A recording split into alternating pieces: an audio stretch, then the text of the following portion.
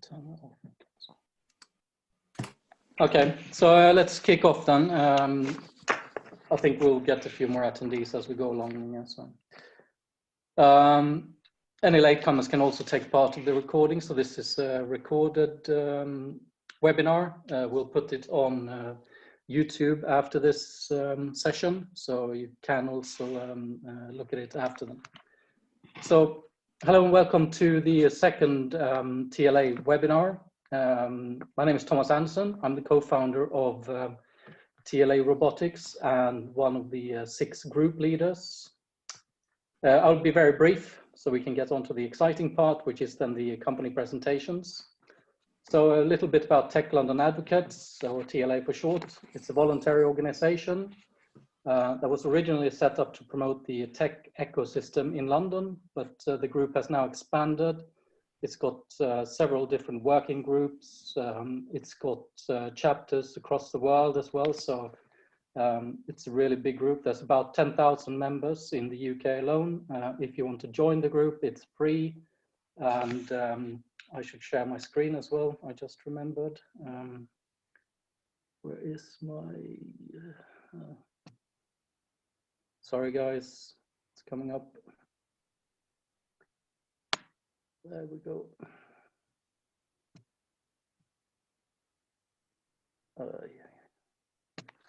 Yeah. I'll go on. I will share that in a bit later so you can see the email address as well. So actually the email address is tla.robotics@gmail.com. So joining is free as well. So the TLA Robotics Working Group was set up in April 2020 with the purpose of encouraging and promoting the robotics and automation ecosystem with a focus on the UK and Europe. And we have 3 aims: to encourage investment in robotics and automation, to increase adoption of robotics and automation in the UK and Europe, especially in the UK, and also thirdly, to improve the gender balance that we see across the robotics and automation sectors as well. So when it comes to investments, so what I've seen in my work, I work a lot with investors. We see that most of the investment in robotics actually is going to US and to Asia as well right now. Let's see if I can share my screen here now. There we go.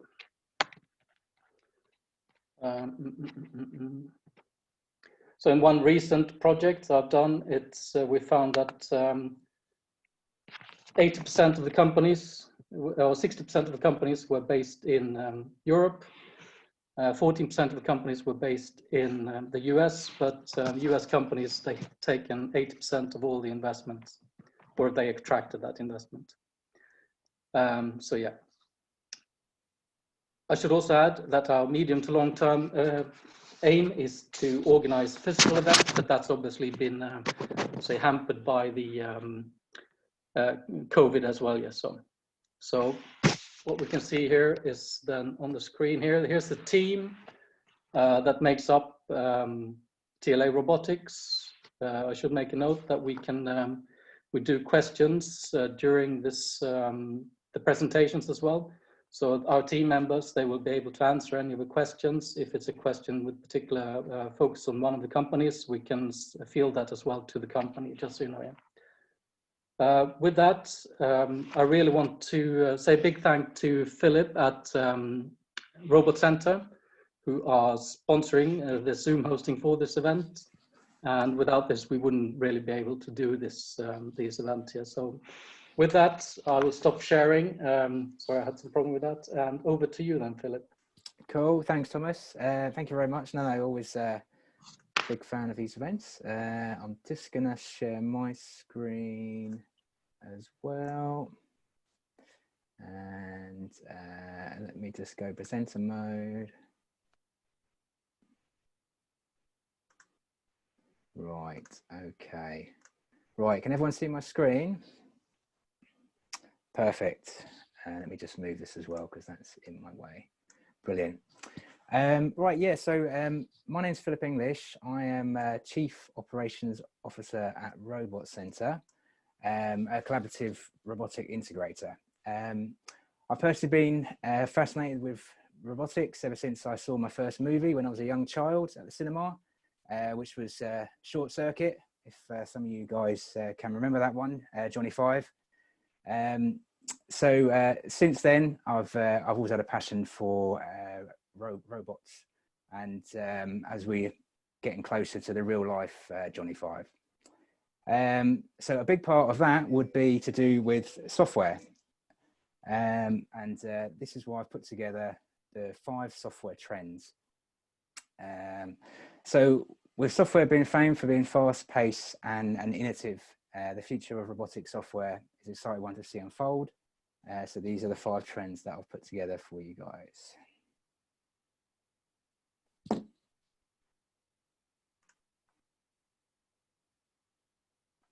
One second. Right, the cloud, starting with the cloud, trend 1.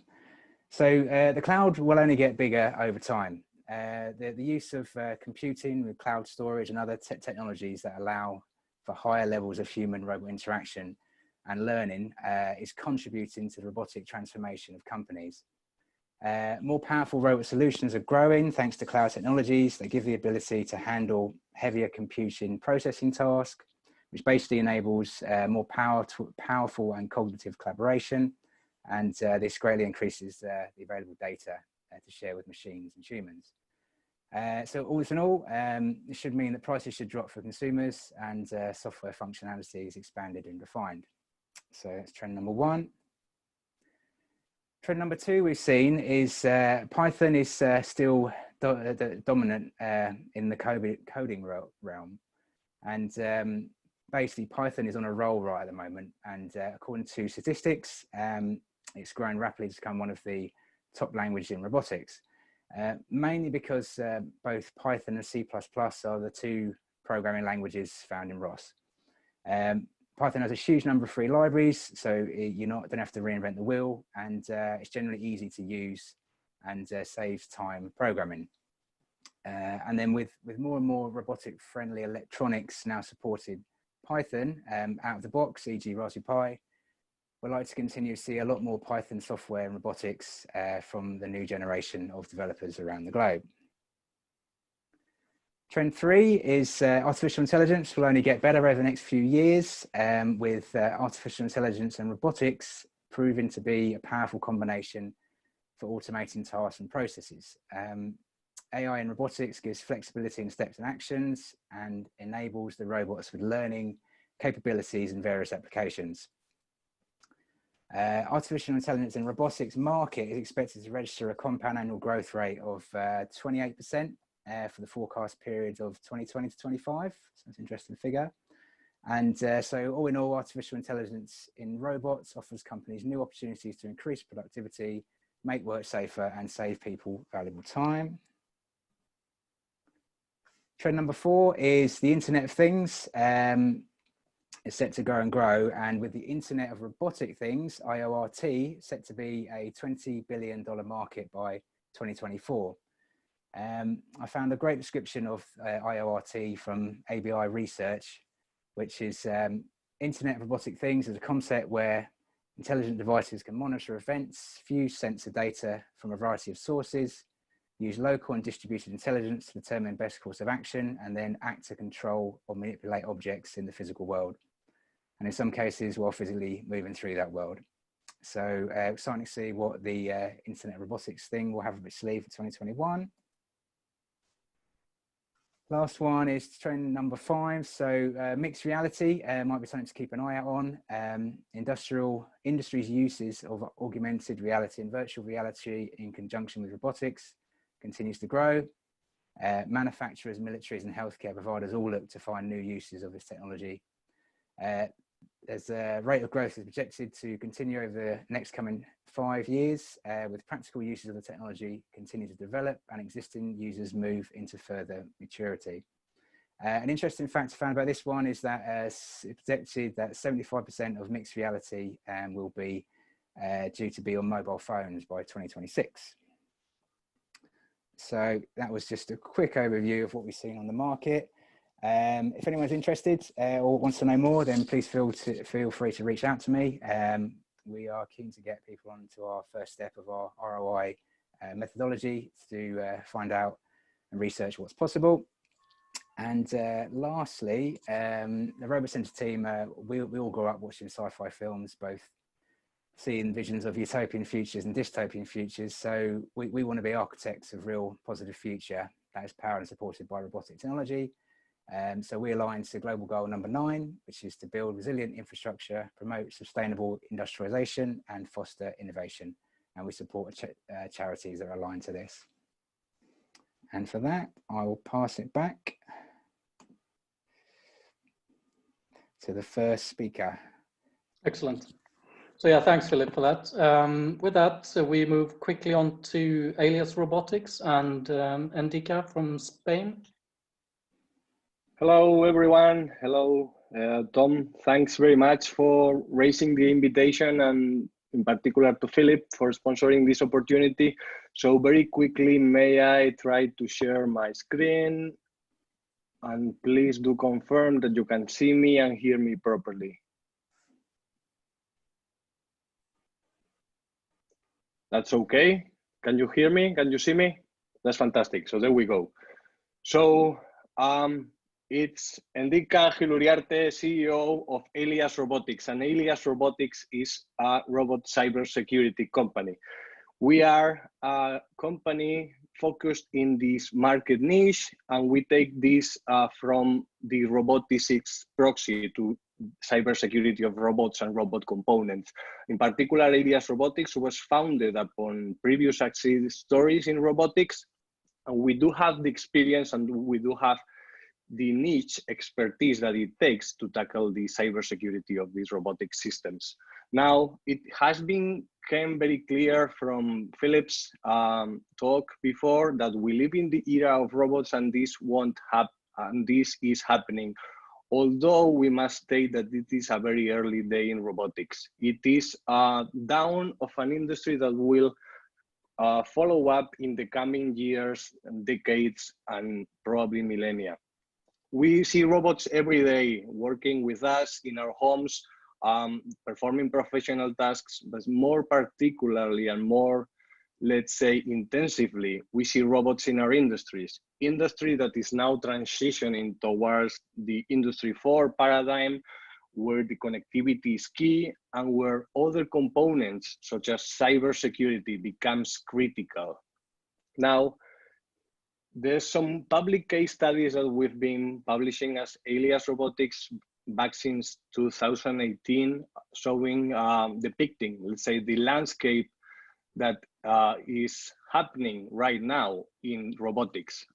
We normally say that it is happening the very same not learned lessons that happened in other IT industries at the very down of them, and the let's say cybersecurity lessons are not learned, and the cybersecurity status of robotics is a thing that needs to improve.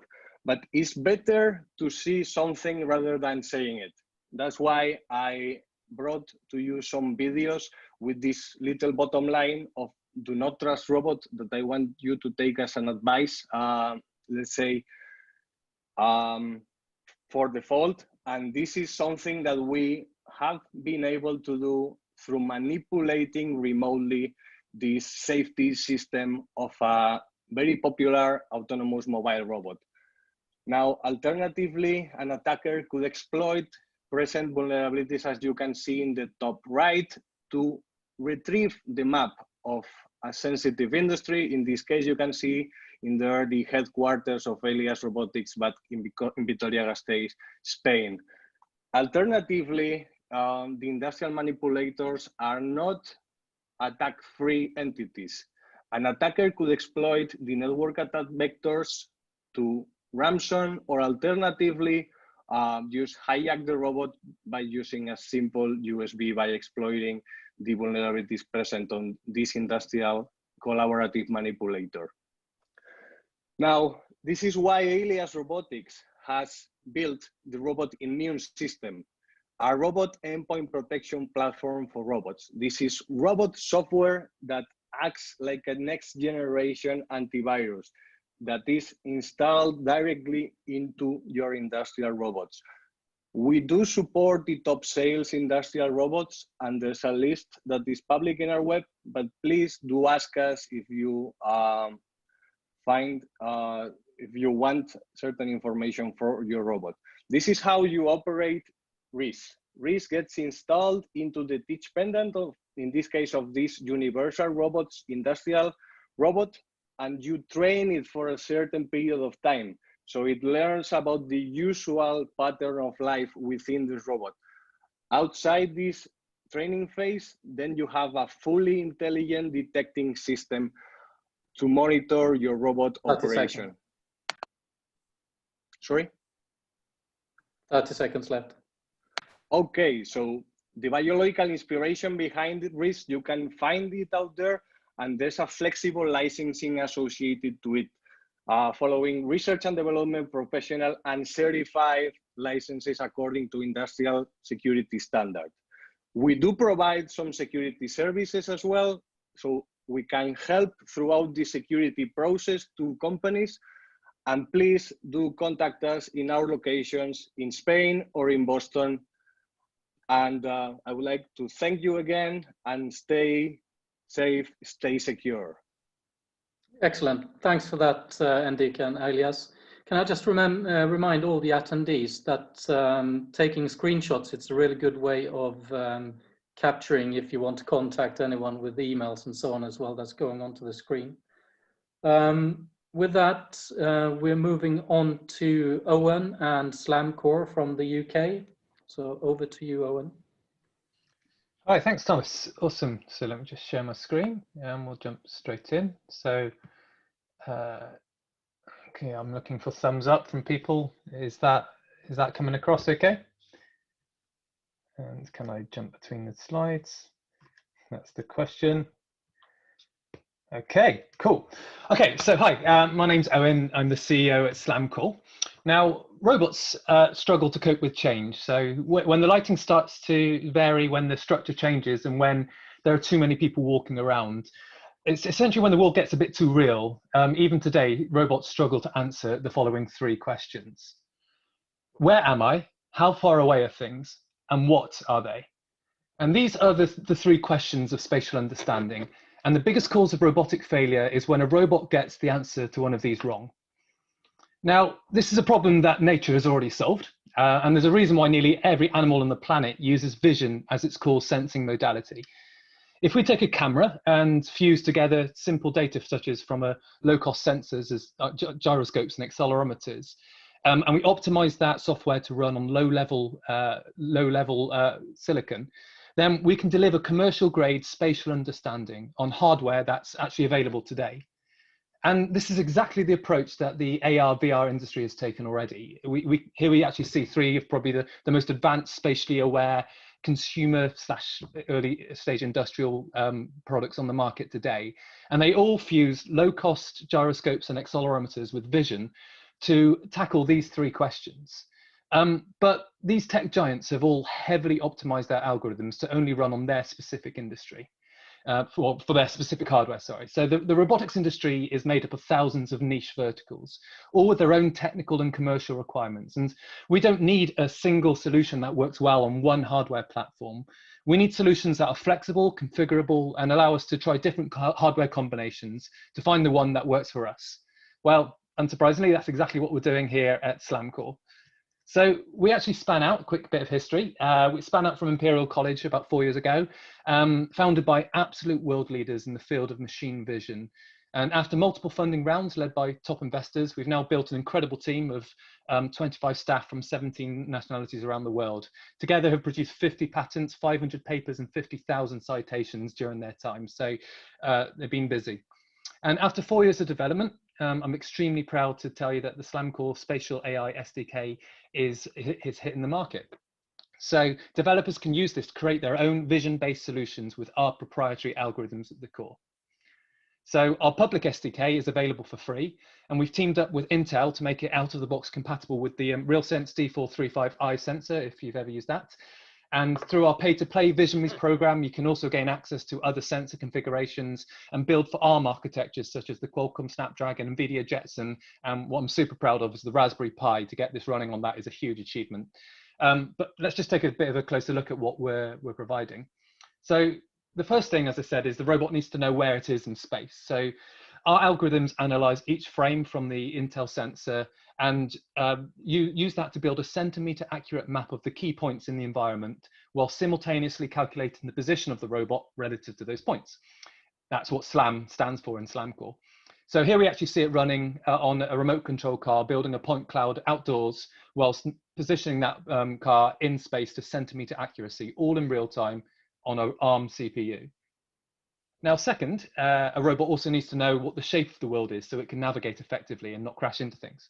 So our solution answers this by using the same Intel sensor, fusing the depth information generated by the infrared depth camera, and fuses that into a 3D map, again, in real time on an ARM CPU, which can be used for path planning and obstacle avoidance. But for truly spatially aware machines, robots need to not just know the shape and the position of the world, but they need to know what the objects are. They need context. And is that a person? Is it a chair, a wall, a ceiling? We've actually developed a proprietary panoptic neural network which segments out the objects and categorizes them all in real time.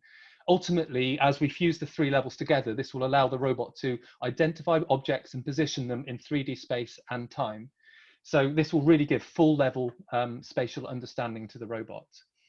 And the great thing about what we've done is in the past, it could take months, maybe years to build a great vision-based system, if at all. And we've actually reduced this from months to minutes. So if you head to our website, sign up for an account, you can download the SDK and be off. We will need to approve you first, so please request access on our website. As long as you've got the hardware we support, you can be up and running in less than 30 seconds. So actually, you can see for yourself, in the time it's taken me to present this slide, that was not non-edited, not sped up. That was actually me going on a fresh Ubuntu machine, installing it from scratch. So in my last kind of slide, I really do believe that we're in a new era for autonomous machines. We've already heard that. And we are absolutely committing to open up this technology to the world, from hackers to tech giants, from small companies to multinationals. The more companies we have playing in this space, the more this will drive innovation and ultimately allow us to see the true potential of robots for a force for good in the world. And we want to be a huge part of that. So if you want to join us on that journey, please reach out. I'm happy to talk anytime. Excellent. Thanks a lot for that, Owen. Quite a condensed presentation. Interesting. With that, anyway, we move over to Pfizer and Herbert in Holland, Netherlands. Yes. Good afternoon, everybody. Let me share my screen.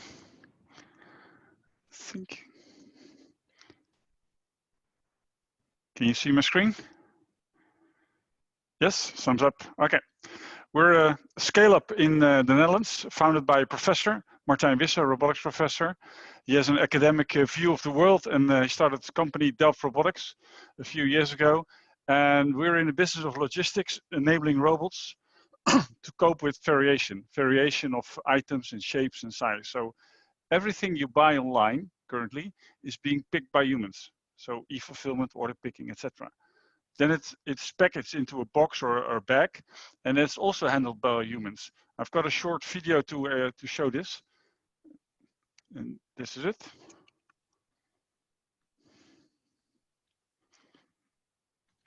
So this happens all around the world, 7 times 24 hours, where humans have to pick parcels. These are big parcels, but you can imagine also the small parcels from China are all being picked by humans. Day in, day out. On average, a parcel from DHL is being picked at least 8 times by a human, up till 16 times. So in this case, they are all be placed on a sorter, and then the sorter is being scanned in a scanning tunnel, and then it's being delivered to towards the area where they need to go. So this is up till now, and you can imagine that in times of Corona, it only increased. So why this has not been automated so far? Because of the variation in shape, in size, in color, in material, and how it's stacked.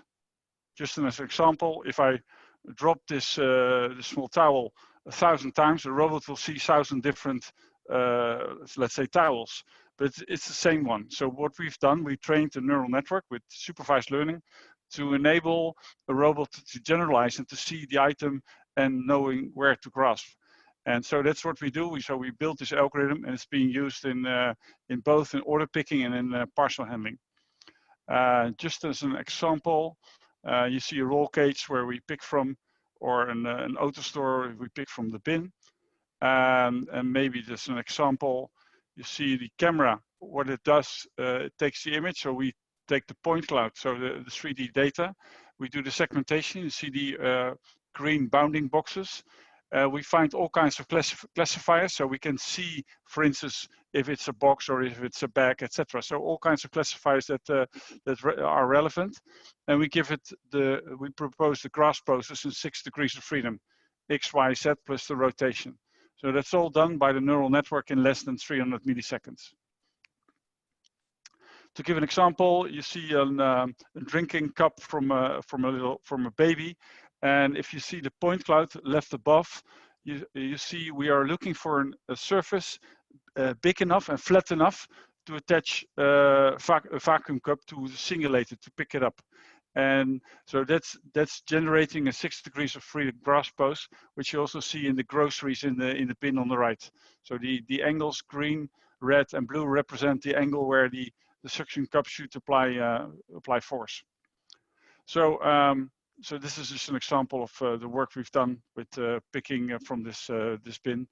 So we're in logistics, which is really growing very fast. So our systems are being used in production of course, in Europe, in North America, and up till China.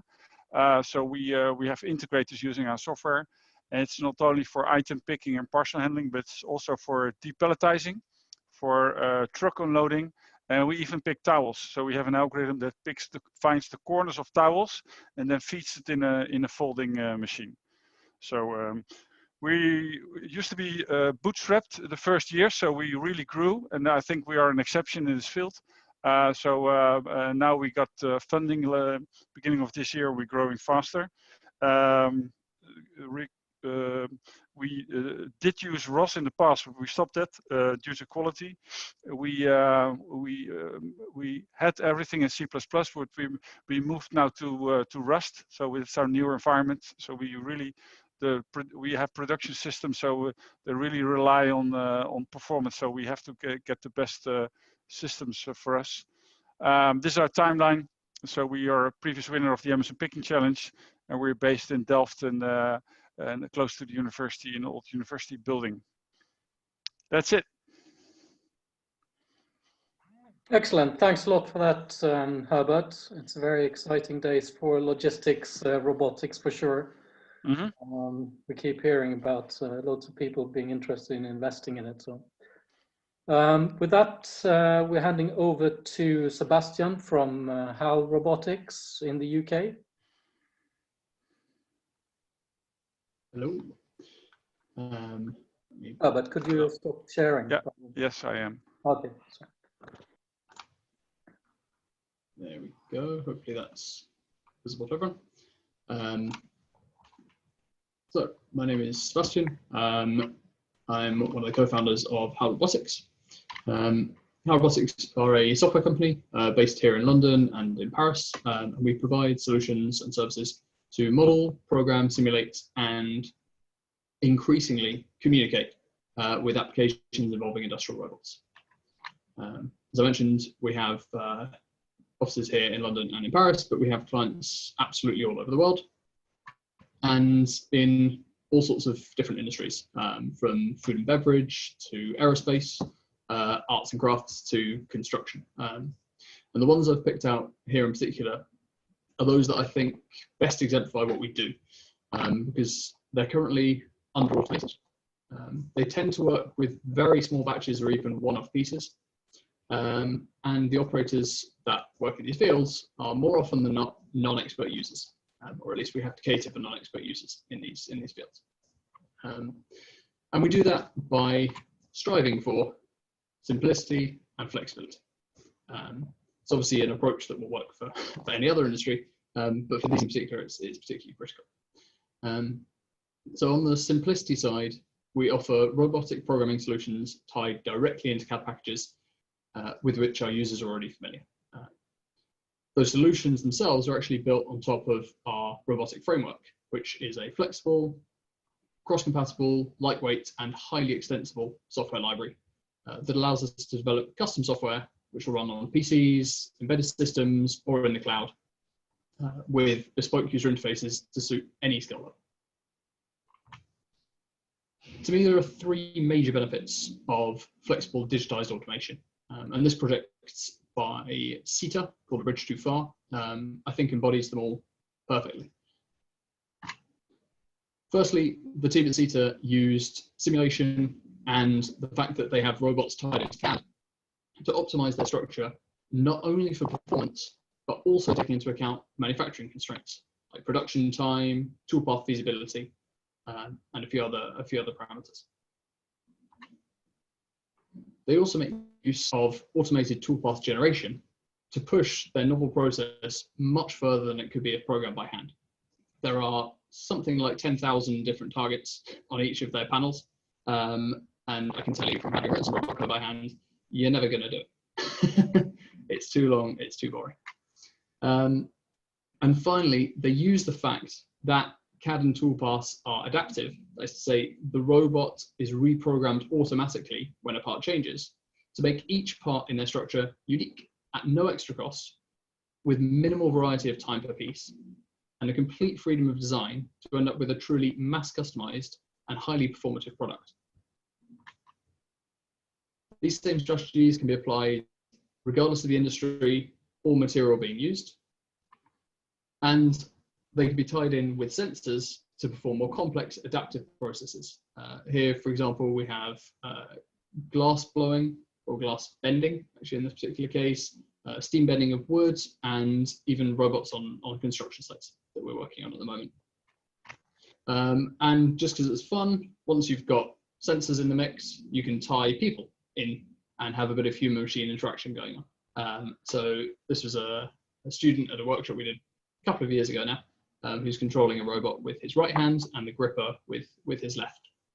And it appears that I've raced through that, but I'm going to leave it there. So please feel free to reach out and yeah, ask any questions you may have. Well, that gives a spare minute for us. Well done, Sebastian. Thanks a lot for that. Very interesting solution you have there. As said again, feel free to field any questions through the Q&A tab to any of the attendees. Anyway, with that, we should move on to Miranda Software in France and Laurent. Yeah. Hello, thanks again. I will share my screen.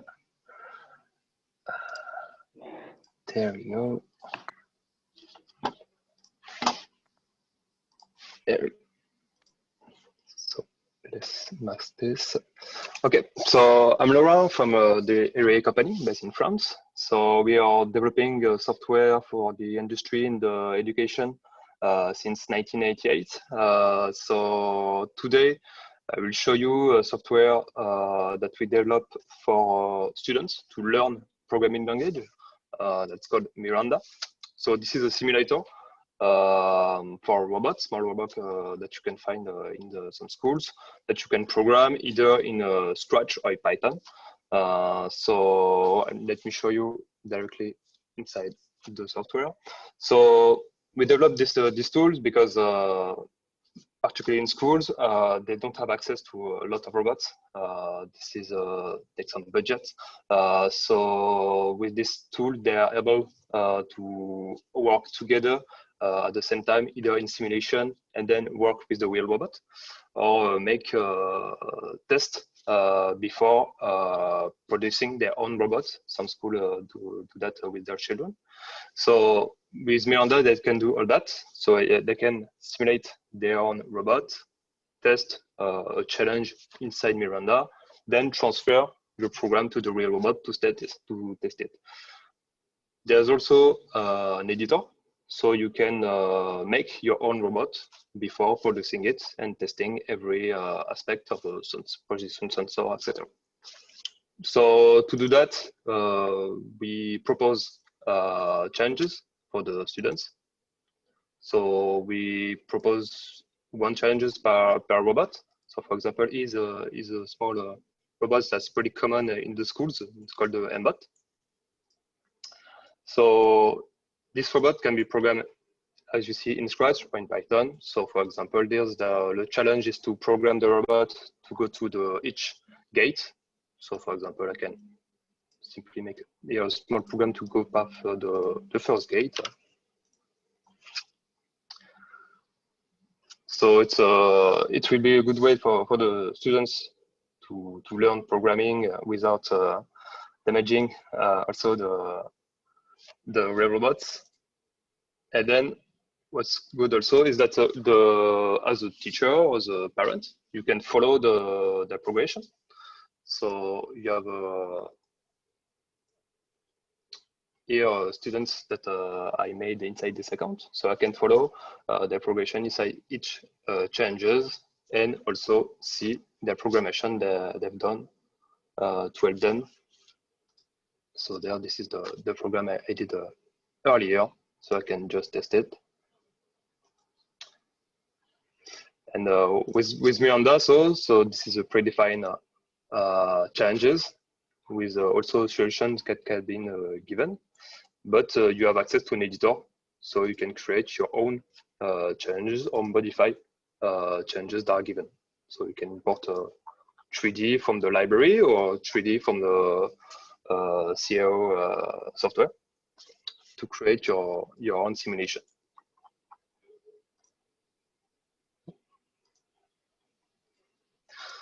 So if you have more questions, if you want to be able to test this software, you have access. You can access to our website miranda.software.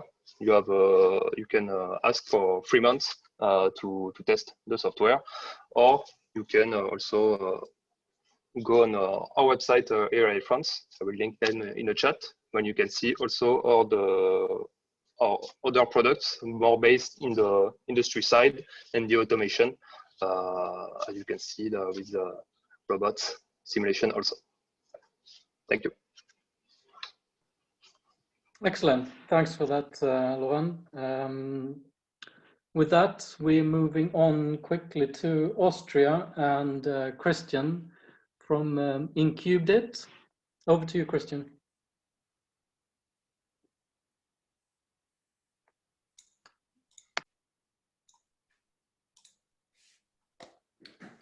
Thank you very much. Thanks for the invitation. My name is Christoph Zehentner, and I'm product owner and one of the 7 founders of Incubed IT.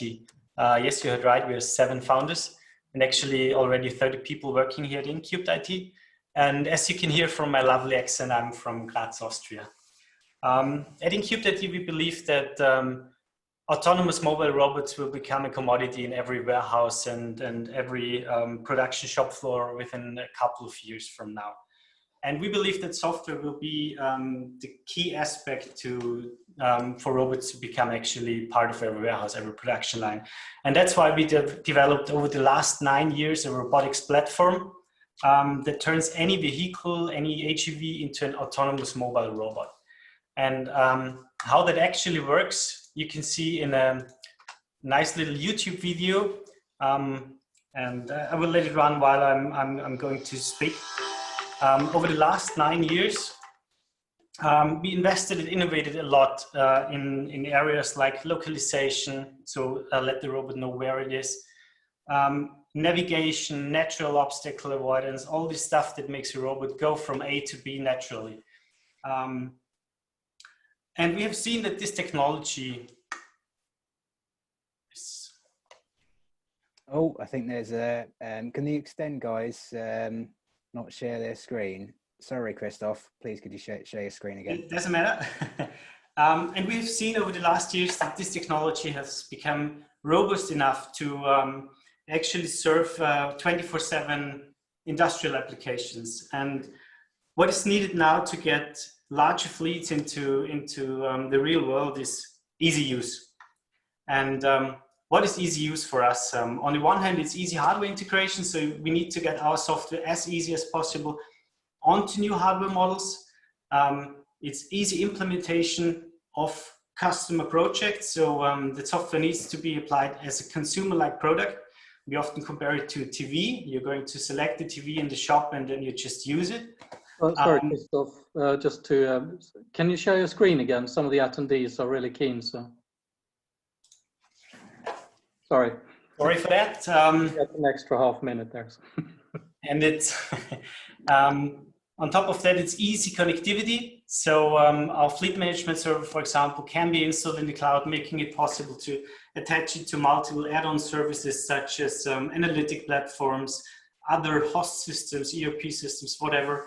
And in the end, easy usage on the shop floor itself. So it's not only about a usable or easy to use user interface, it's much more. So the whole robotic solutions must be easy to integrate and smooth to use. We always say smooth is the new smart.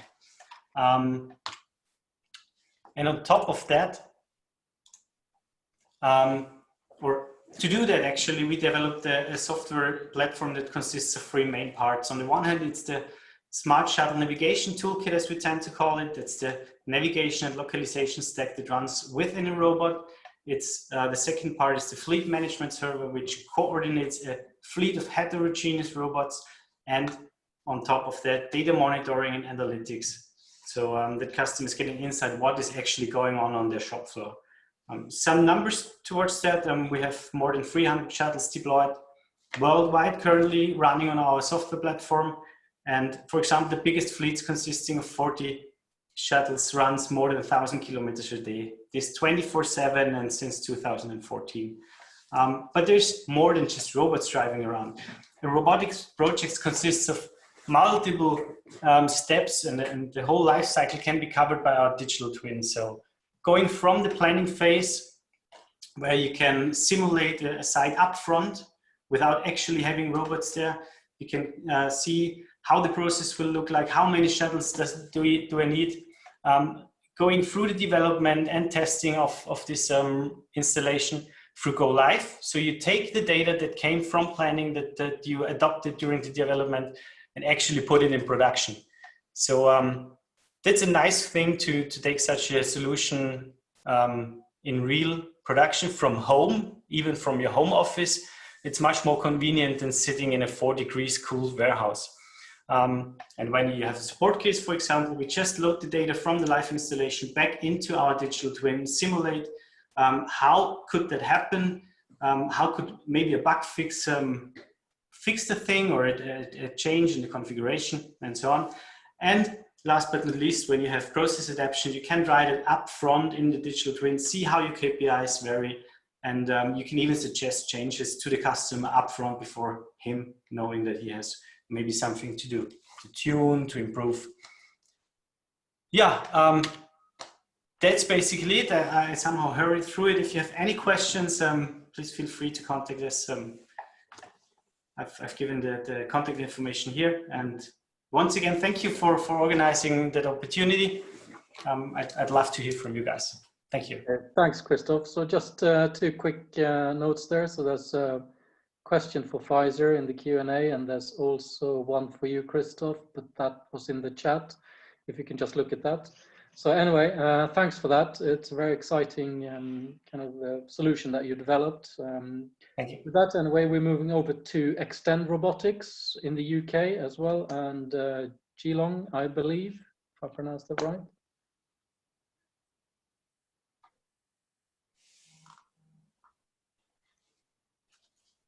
Sorry, yeah, Chan to you. Okay. Hello, everyone. My name is Chan. I'm the founder and CEO of Extend Robotics. We are a human-focused robots startup in the UK. So our vision is really to extend human capabilities beyond physical presence. So we build a affordable robotic arm capable of remote operation from anywhere in the world, using a cloud-based teleoperation software. So our technical founders are postdocs and PhDs from Imperial College and commercial leadership from Huawei. so really the background is that the new trend of digitalization and automation is transforming almost all industries, and new technologies are approaching the slope of enlightenment, and the new challenges like labor shortage, aging society, and the pandemics are forcing our society to look for new technologies and adopt them faster. And all of these contribute to the exponential growth of robotics as we see today. So sales of service robots exceed 17 billion in 2019, and the forecast to reach 40 billion in 2023. So it's a big market. Of course, I cannot avoid talking about COVID. 65% UK office workers believe working remotely will become more common even after the pandemic. And in many traditional industries are really like showing the need for remote working, even for physical tasks. So it's the worst time for human, but maybe the best time for robotics. The fact is that still over 50% of the jobs cannot be easily automated by today's robots due to the limited dexterity and intelligence of autonomous robot, and the low scalability and high cost of the traditional teleoperation robots. However, now many of these operations have a strong desire to avoid human presence. But how can robotic help with this? Since 1950s, teleoperation robots and autonomous robots are kind of complementary in terms of balancing the cost and the dexterity. However, what people really need is in this background is a robotic system that is both affordable and can provide flexible dexterity they need to complete the job remotely and reliably. So really, our solution is that we're building a next generation teleoperation robot, which is an affordable VR-controlled multi-purpose robotic arm, accessible from anywhere in the cloud. So this works as a physical avatar of the user to perform manipulation or teleoperation task remotely. So we call it the avatar twin. So our avatar twin is a robotic manipulation module to be integrated into existing robots like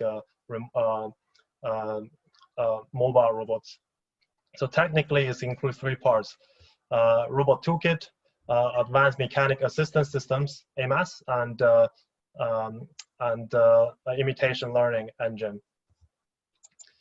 So our robot toolkit is a versatile add-on module with human-like dexterity and perception. It is an affordable multi-purpose robotic arm optimized for mobile teleoperation. So it features remarkably high power to mass ratio with 6 degrees of freedom, utilizing a high power density quasi direct drive brushless motors and lightweight optimized design with advanced parallel mechanism. So it's also integrated RGBD sensors and powerful computing unit for data processing and control. And we still managed everything in one package in a quite low cost. So our AMAS is a powerful VR software which provides immersive 3D perception and intuitive control for high dexterous teleoperation. 30 seconds. Oh, with low cost consumer equipment. So it's developed in an efficient point cloud streaming pipeline and the gesture-based control graphic user interface. And really utilizing the 3D point cloud perception gives user the accurate sense of depth, flexible viewpoint, and avoid motion sickness. While the digital twin-based gesture control gives user an intuitive interface to send complex control signals effortlessly. So our imitation engine is a cloud-based imitation pipeline enable anywhere access and flexible data-driven AI. I'll just quickly jump through that. yeah, so if you're interested, you can go online in YouTube to check out our like a product walkthrough video. And yeah, thanks for listening. I'm sorry about the excellent. Thanks, Chang, for that. Very interesting. With that, anyway, we jump over to the last presentation. It's a note from ARS Recruitment. If we have any people looking for work these days in the robotics sector. So with that, over to you, Sam. Thank you. Let me just share my screen. Can we all see that okay? Cool. So thanks for the invitation. My name's Sam Robinson. I am the owner. You haven't shared anything yet. Oh, no. No. Two seconds then.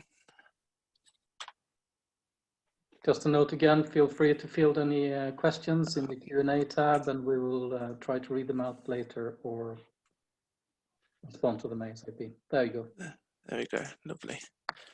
Sorry, so yeah, I'm Sam Robinson. I'm the owner of Automation Recruitment Solutions. I set the business up in February this year, just before COVID struck, and really specialising in automation and robotics recruitment. Just want to talk about a few things today, mainly the client top tips for hiring. The market is picking back up now, and some people are after, specialized staff. So I just want to put a few points out to specifically being competitive. There's a lot of people within automation and robotics that are looking for the same type of talent, same type of skill set. And really, you need to start thinking about what separates you from the other people. It's not always regarding salary. Candidates in the market these days are looking for more benefits in terms of flexibility, career development. And then think about the interview methods that you are actually using while hiring. Are they formal interviews now? Are you now switching over to Zoom meetings, team meetings, and streamlining your interview process so the candidate is fully transparent with how many stages that interview is going to take? And as I've just touched on, there's not a great load of talent out there at the moment, and it is spread thin within many companies. So there's different options to consider, i.e. taking the graduate route, or maybe not so much on the technical roles, but on senior management and director roles, taking people out of the industry that bring different methodologies, different ideas.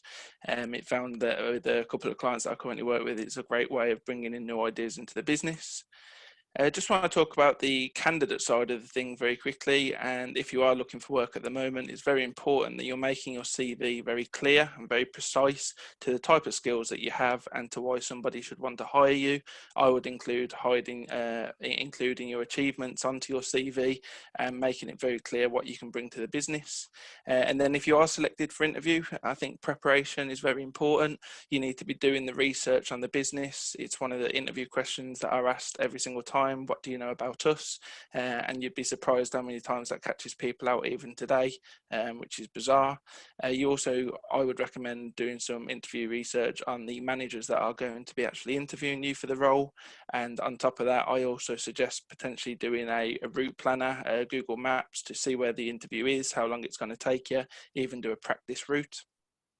It's only a short presentation, but I saved the last important part till last, and that's your LinkedIn profile.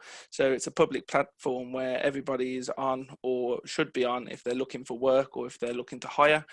Your profile should include your contact details, a picture of yourself, making yourself visible so people can contact you for opportunities. Recruiters like myself use it as the #1 go-to to find talent. And if you're not on there and if you're not making yourself visible, there are other people out there that are. So if you need any support or any help with anything regarding your LinkedIn preparations for interview, or you're generally just looking around, I'd love you guys to get in touch. I'm more than happy to help, even if it's just the guidance. So with that, it was only a short one. Thank you very much for the invitation, and back over to you, Thomas. Yeah, so thanks for that. So that's kind of concludes all the presentations. So we can now go over to Q&A session, and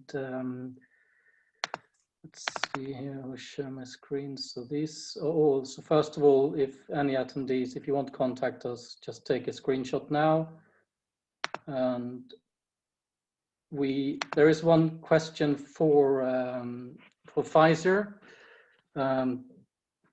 if you've worked on any application where it's necessary to pick up items using a robotic arm located on a mobile robot. If so, what experience and challenges have you found? Okay. Pretty precise, but yeah. I can answer that. Actually, a lot of people think about that way, replacing a human, both walking around and picking.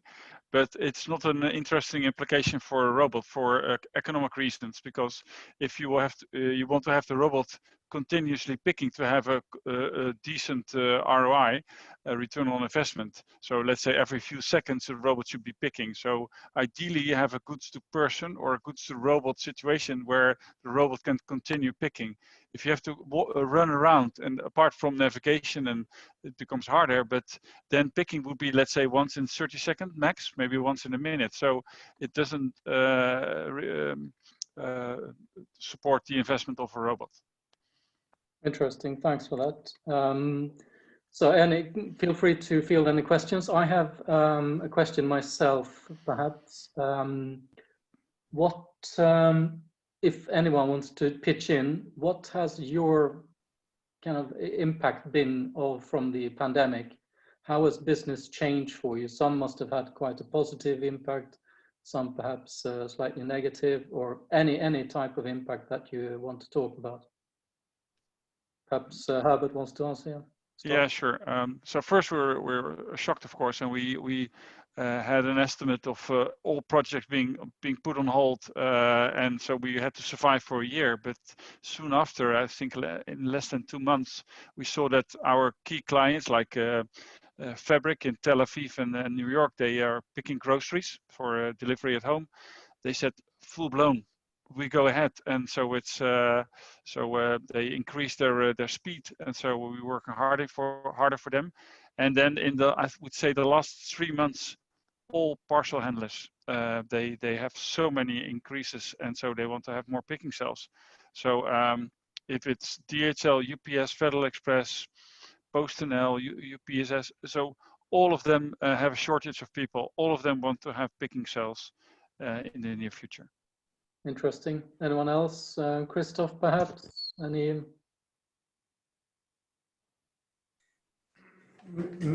I would say it's the same story here. At the beginning, we have seen that everybody has put his projects on hold because of fear, maybe. But actually, it's rising again, and rising much more than it was before. Yeah. Interesting. What about Owen? I know you haven't had any, you're kind of out with your beta, but how do you see the pandemic? No, absolutely. It was so obviously it was a shock, and it was a big shock to the system, and I think we all had to rethink a bit about how we were going to actually run the companies moving to working remotely. I actually wrote an open letter to the robotics industry at the start, which got picked up by the kind of Robotech and RoboBusiness News, and got quite a lot of essentially saying to a lot of the bigger companies and the investors, this is going to be a hard time for the robotics industry, but we are also part of the solution for the future. So let's make sure that we all get through it to the other side. And actually, that's what we're starting to see now ourselves. We're seeing a huge inbound interest coming from our side. Investors are starting to see that robotics is something which is going to be, I'd say it's even been accelerated by all of this, because a lot of the larger companies have been thinking, okay, how do we make ourselves more robust into the future? So absolutely wish it wasn't happen. I wish it wasn't here, but I think the net benefit might actually be positive for the robotics industry, which is quite bizarre to say. Interesting. What about from Alia's side, Endica in Spain? How did you, what was your experience of the pandemic? So I do share what most of the previous speakers on the content that you guys shared. It has pretty much become the same for us. So we had to move to, let's say, to fully working remotely for a while, and most of our customers have suffered the same. Now back to the new normal, we have witnessed that some of our customers do have, let's say, reduced teams within the shop floors. They do have they have a lot of constraints when it comes to, let's say, physical contact with people and so on. And why not? They have moved towards remote monitorization of the robotic processes and so on, and they have identified increasingly security as a warrant for business continuity. So it's up to us, as Owen said before, to be shaping this very new future and to be able to adapt effectively to these new conditions that will very likely stay for a while. Interesting, thanks. What about extend robotics? What so having remote control of yourself, or must have been quite an interesting business to be in during the pandemic, or? Yeah, I guess we're being quite lucky because our whole solution is around remote working. So especially being able to have a intuitive user interface to allow anyone to control at least a robot arm remotely. So we're hoping. I mean, it's clear that there's a huge need now, not only for remote working, not only in ICT domain, but also extending that into a physical domain, and that's exactly what we could do. For example, if so many university labs that just close and people cannot continue doing testing, and even any company labs that just require physical work and that just has to be closed, and no one can access the location. But just imagine if someone could just remotely control a robot continuously working on their projects. Yeah, that's exactly what we can offer. What about Sebastian at HAL? Any impact at all? Any interesting? So, I mean, as a software company, working from home is a bit easier than probably for a hardware company. But yeah, everything is slowed down a bit. I think we're going to see everything go up. Particularly, we've had a bit of contact from our SME manufacturers who are struggling to keep as many people in their facilities, and would like to automate out some of the less interesting jobs, which is something we saw before the pandemic. It's just spurred some of those people back into action. But yeah, I mean, software is relatively easy to move between locations and work on remotely. So it'll be okay. Laurent, France. Yeah. So fortunately for us, it was a great opportunity. Not opportunity, but it's unfortunate for this. But as we work in the simulation side, in the industry, that doesn't change anything for us. But in the education, as we make simulation, Miranda is a product that we came out in February, so just before the pandemic. And so students were actually using the software. We gave it for free during the pandemic for them to work from home on the programming the robots that they couldn't do in schools with the quarantine. So it was really became popular in the schools, Miranda, and so it was fortunate for us that we read this. Interesting. Yeah, I mean, it's been hard for everyone. So there's one question from Robert online. So again, about how it's kind of talking about the pandemic impact as well, but it's specifically related to how customers or end users have reevaluated the way they access and they deploy capital, with it perhaps looking at CapEx versus OpEx type investments for robotics. Perhaps, Herbert, do you want to have a stab at that as well? Yes, I can. We support both construction, both CapEx and OpEx. We even can invoice per pick. That's really up to the client, so we're flexible on that. But we haven't seen a big change in that. There are integrators and end users that want to have CapEx and other want to have an OpEx model. So we are just flexible, I would say. Okay. What about Philip? We have Philip is obviously sponsoring the event, but is also a system integrator working quite a lot with end customers in the UK. What's your kind of insight of that? Yeah. So I mean, from our side, we've seen a lot of consultancy. So especially for the bigger guys that are looking into the new types of robotics, but they're a bit hesitant with the actual placing orders and placing POs. I think they're getting the consultancy, they're getting the understanding of what they need to do, ready to hit the order button. And then for the SMEs, depending on the industry, if it's obviously aerospace have gone quite quiet right at the moment. But yeah, definitely on the consultancy side, obviously everyone's interested to see how this technology is going to help them. So. Interesting. Anyone else on the OPEX versus CAPEX kind of, or I'll say preservation of cash? So, or anyone? Otherwise, I can. I mean, I'm just writing a really big report on the AGV sector. So AGVs and AMRs, autonomous mobile robots, and have interviewed about 55 to 60 companies. So what we've seen is that there is, in the past years, like 2-3 years ago, people talked about RaaS models and leasing models, but no one really kind of entered into that. But now we're seeing that customers are coming back and asking for these models.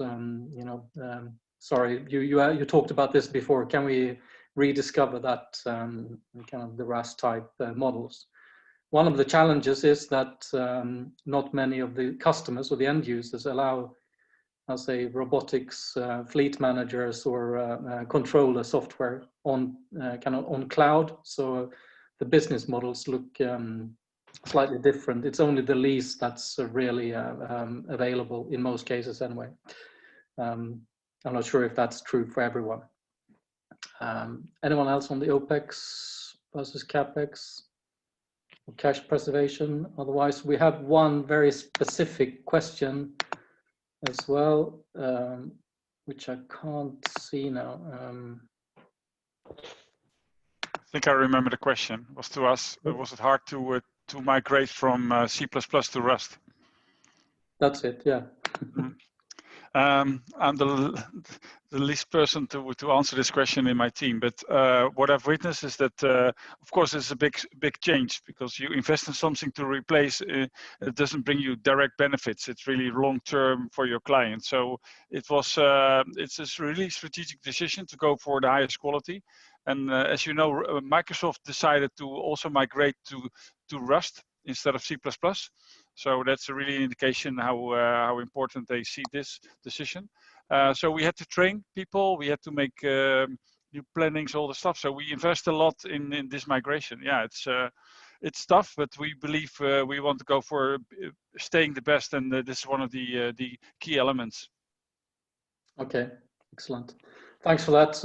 Also brought in Microsoft into the question. So we have a few other Q&As as well, but I think we're running slightly over our time now. So we have had the webinar for 1 hour, 10 minutes. I think that's it, unless there are any really pressing questions.